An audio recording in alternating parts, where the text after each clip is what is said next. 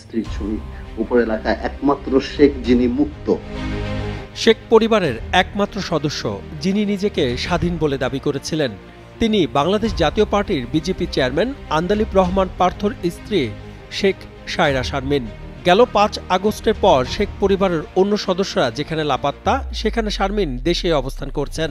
এতদিন সব ঠিকঠাক থাকলেও বিপত্তি আসে বিমানবন্দরে গেলেই।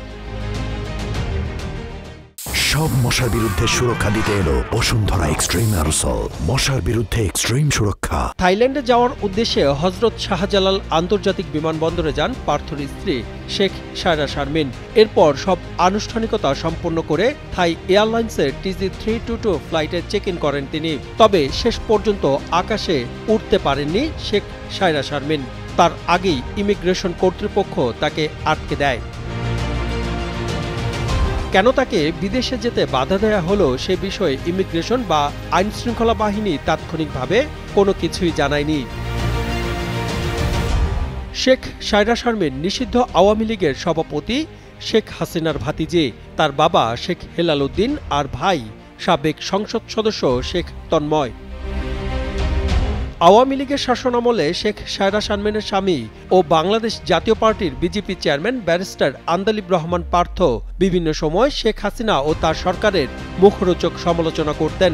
এ নিয়ে তার ফুপু শাশুড়ি অর্থাৎ শেখ হাসিনা বিপাকেও পড়তেন।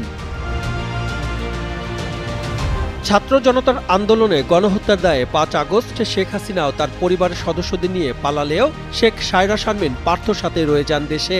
এ সময় এক অনুষ্ঠানে পার্থ সাংবাদিকদের জানান তার স্ত্রী শেখ পরিবারের একমাত্র স্বাধীন সদস্য হওয়ায় তার বিরুদ্ধে কোনো অভিযোগ পাওয়া যায়নি।